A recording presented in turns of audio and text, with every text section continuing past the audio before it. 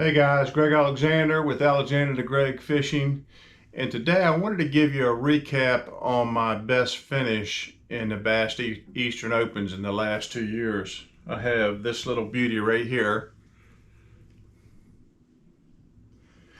That's a third place trophy for the Kissimmee chain of lakes in Florida in the Bass Eastern Open last year, 2020, right before COVID, basically. So I wanted to give you guys a rundown on what I did to go to Florida and beat 223 other guys. Actually tied for second in that tournament and was beaten on a tiebreaker. That's a tournament where Brian New won it and went on to become an elite pro from that tournament. So I gave myself, because I hadn't been to the Kissimmee chain since like 2005-06, was the only time I'd ever been there. I fished a Bass Nation National Championship tournament there in 2005 or 6. And pre-fishing for that Bass Nation tournament in 2005-06, I actually had the single best day of my life fishing. I caught a 9-pounder and a 10-pounder on back-to-back casts that day, and my best 5 fish that one practice day was over 35 pounds. So being over 35 pounds, I mean, most people will never do that. I feel fortunate to have done that. So I had that in my head when we were going down to fish this actually, well, it was the Eastern Open that year because it was the whole East Coast. It was 4 tournaments. And so I went down thinking, well, I could just go down and do the same thing. Well, that usually, if you fished enough tournaments, what you did last time you were there pretty much means nothing. I mean, it really means nothing, because it almost never fishes the same way when you go back for whatever reason. So I went down with that in my mind. So I had to kind of get that out of my mind. The lake was fishing tough. It was, that year there was no cold weather. It never got cold. So the fish, they didn't go through their normal cycle of cold weather, pull off, pull back up again. It just had stayed warm the whole time. And it was actually in the 80s, coming to the tournament. So I pre-fished every lake down there. I pre-fished Toho, Cypress, Hatchinall, Tiger Lake, Kissimmee, and I didn't have a really good practice. I wasn't going into the tournament feeling like I was on any type of winning fish. I felt like I could catch 10 to 13 pounds, and then if I got a big one, I might do a little bit better. And that's kind of how Florida fishes, especially in the spring. In Florida, it's loaded with 1.5-pound fish. And people will catch 4.5-pound fish for 6 pounds, and then they'll catch a 6-pounder and they'll have 12 pounds. And that's kind of how it fishes. So anyhow, I went into the tournament the first day, and I left Toho and locked through with about half of the field into the lower lakes.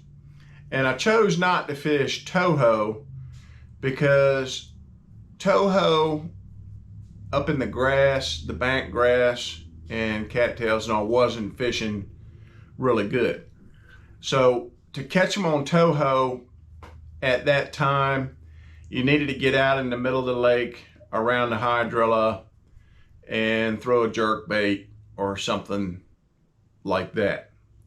And that's how the folks that stayed on Toho, for the most part, caught them fishing a jerk bait around the offshore hydrilla. So that's like my least favorite way to fish, fishing over offshore hydrilla with a jerk bait out in the middle of nowhere. It's like my least favorite way to fish. I chose not to do that. So in practice, I had found really only two groups of decent fish, and I found one group of fish that I thought was too small to fool with, and then I found some singles around. Well, being a tidal water fisherman, I like to fish for single fish because that's the way we fish a lot of times. So I thought I would just cycle through, you know, these single fish, either coming or going. So the first day I ran down to Kissimmee, the big lake, and I had found a little area that I felt was a little bit unique compared to most of the other areas. It had a little mix of everything. And I was like boat 158 the first day out of 225. So I thought, well, I'm going to get there and there'll probably be 1 or 2 or 3 boats there, and I'll just have to settle down and fish around. And so I get there, and lo and behold, there's nobody there. And nobody came while I was there. So that's a key. That's a big key. In my 2 best finishes in these bass divisional tournaments, I've had areas that I had relatively to myself, or I was the first one to fish them. And that's key. So I ran to my first area, and it was a mix of some isolated lily pads in an area that looked like it had been scraped. In other words, somebody had gone in and cleaned the vegetation out sometime, you know, recently, not years and years ago, but sometime recently. So it was a little bit more of an open type area than a lot of the areas. And it was only, you know, 2 to 4 feet deep, and there was some isolated lily pad patches around.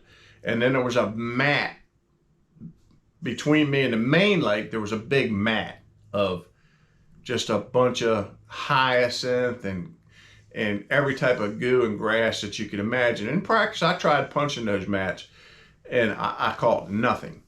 But that mat was key because that mat blocked the wind. Kissimmee's a big lake. That mat blocked the wind from trashing this area. So this area had clean water. And in Florida, if you know anything about Florida fishing, if you don't have clean water, you're not catching them. You're just not going to catch them. These fish like clean water. And I talk about clean, it might be black, tannic black, but it's clean. It's not got a bunch of sediment and stuff floating around in it. So that was key. Plus it was a hard bottom area. And so I went there the first day, and in practice I had like 7 bites in that area. It was like by far my best area for bites. And I had decided that, you know, everybody goes to Florida and everybody throws a black and blue Senko or a black Senko with a blue tip tail, black and blue, or June bug, and sometimes red shad or red bug. I threw a black and blue Senko in practice, and I basically couldn't get bit on it. And so I went into that area, and I had started getting bites on this. That is a Senko, and it is pumpkin green flake. And it's a different color. It looks orange, but they liked it.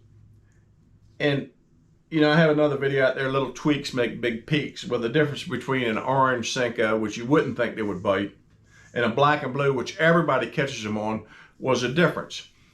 So I went into my area, and I would flip that Senko weightless Texas rigged on a spinning rod on 15-pound braid, straight braid, no fluorocarbon. Because when you get around these weeds and stuff, if you're throwing into the weeds and you've got braid or fluorocarbon, it tends to bog down in there. And the braid literally is like a knife. It will cut through that vegetation and you can get the fish out. And that's not always the best way to fish with the braid. I think, you know, in certain situations, which I'll talk about in a little bit, with fluorocarbon is going to be a better option. But in that option, that was the best thing for me. So I would flip into a little set of pads. There might be 10 or 12 pad tops in this little group. And I'd flip right in the middle of it. And I think I caught, in 3 days of doing that, I think I caught 1 fish on the drop. One fish. Every other fish that I caught doing that, which I caught a limit doing that every day before I went to my big fish stuff. I would literally have to move it 2 inches and stop, and move it 2 inches and stop, turn around, look around, scratch my head, rub my shoulder, move it 2 more inches, and then boom, it would take off and you'd catch the fish. So the first day on that first area that I had found, I had maybe, when I left there, I had like 9 pounds with 5 fish. I was thinking, well, it's about par for the course for my practice. But I had found another area that I knew there were some bigger fish in, which I lost in practice. Never got them in the boat, which is probably a good thing. So I ran to that area, fished around, and I changed tactics in that area, and I picked up a old tried and true June bug, Zoom, super ultra wide speed worm. Regular size, not the big size. On a 1/4 ounce weight with 16-pound fluorocarbon. And I flipped up like a 5.5 pounder on that and caught a couple other fish that helped me a little bit. First day I came in with 13 pounds and change, which put me in 36th place. So that was good. I was in the check range anyhow. I paid 40 places. And I thought, well, if I could go out the next day and catch 12 pounds, I really thought I could get a check. And I wasn't even at this point thinking top 10. So I got the second day. I did the same thing. I went to the same exact spot that I started on the first day. I knew the fish were coming. I thought I could catch at least what I caught the first day. And I actually left that spot the second day, which I expanded on a little bit. I kind of went a little bit farther outside of the range that I had been fishing the first day. And I left there the second day with 5 fish that probably weighed what my 5 fish weighed the first day without a kicker fish. So I was feeling pretty good, like, man, I'm going to get a check. So I left that area about 10:30, maybe 10:45 in the morning, and I ran over to my big fish spot. I fished through where I caught that 5 something the first day, and I didn't catch them. A little other spot that I wanted to fish, there was a boat sitting on it, power pole down, he wasn't moving. So I thought, well, I got to check. Now I got to do something different, because what I've been doing hasn't been catching me anything over 13 pounds in practice or in the tournament. So I got to do something different. And this is where you got to get in tournament fishing. If you know, what's the old saying? If I keep doing what I was doing and expect different results, that's called insanity, right? So you have to be able to, even during the tournament, dump what you've been doing. If it's not been working, why keep doing it? So I thought, I got to do something different. So I just started looking around where I was at, and I thought, well, I'm just go for a little ride. And I rode around across the way to the other side, and there was a couple people fishing over there, and I thought, well, I'm gonna stay away from them.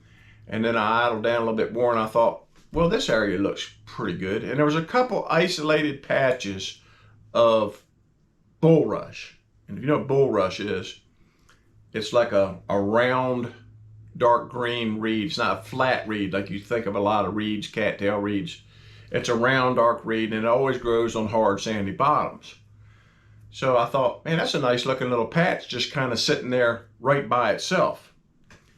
And I pulled up to it, dropped the trolling motor, and started circling this little patch of bulrush. I flipped up on the side there. Something took off with it. I missed him. Guy with me was like, what was that? I said, one was just running with it, and I just missed him, but I think if he's a spawner, he's gonna turn right around and go back. So, flipped right back into this same exact spot. Caught like a 3.5 pounder. I thought, well, that gets rid of a 2 pounder that I got in there. And so now I'm up to like, 15 pounds. Thinking, man, I'm having a pretty good day. If it stopped right now, I'm having a pretty good day. And so then I flipped right back into the same exact spot after I called that fish, and I catch a 5-pounder. And I thought, wow, we're uptown now. We're moving up. And I flipped in again, and I catch a 4-pounder. And I thought, crying out loud, we're getting into upper teens now. So then I worked around it a little bit more, and I flipped up and one again, run with it, except missed him. I thought, okay. So I flipped back in there again, and I catch my biggest fish of the day.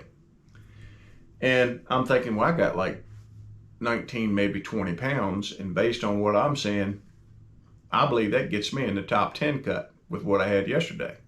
Because I was thinking, if I got 19 and 13, that's 31, and I think 28 would probably get me in the top 10 cut, which it is like 26 or 27 would have got me in the top 10 cut. 27 something, I believe. Anyhow, so it's 12:30.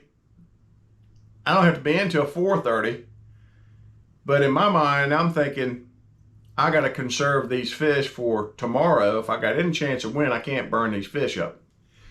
So I told my guy, I said, I hate to do it, man. I said, but I think I'm gonna go ahead and head back, get through the lock, and we'll just fish in Toho the rest of the day. He said, well, if I had what you had and I was captain, I'd probably do the same thing. So I pulled up stakes and we went back to Toho. And I caught a bunch of fish back in Toho, but I don't think I ever caught another one that helped me. You know, when you got 19 pounds, it's hard to catch one that helps you. And so sure enough, I go in, weigh in. I end up going from 36th place to 6th place. And the top 12 actually fished the final day. So final day, they're calling for a major weather change, which I really wasn't understanding it was going to be this bad. And the wind was supposed to come up out of the north and blow. And it blew like 30 miles an hour with gusts of like 35 the last day. And if you know anything about Florida, a lot of these lakes, wide open bowl lakes with not a lot of big trees around them to block the wind. So there's not a lot of place to get out of the wind. And when the wind stirs the water up in Florida and silts it up, the fish don't bite. So I went out anyhow. I went back to my same starting spot in the morning and caught a little bitty limit. And then I thought, well, I'm going to go to an area I haven't fished yet that I caught some decent ones in practice, and I get there and it's unfishable because of the wind.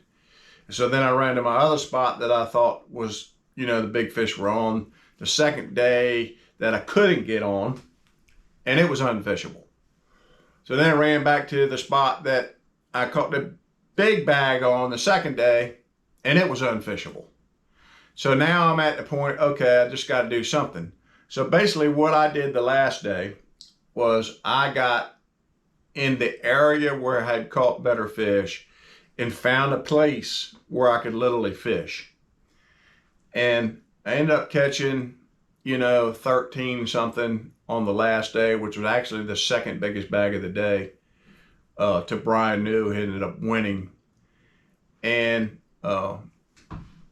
my biggest fish that last day, I saw a minnow or a golden shiner jump out of the water kind of like 30 feet to my right. And I thought to myself, well, he's not exercising. He's running from something.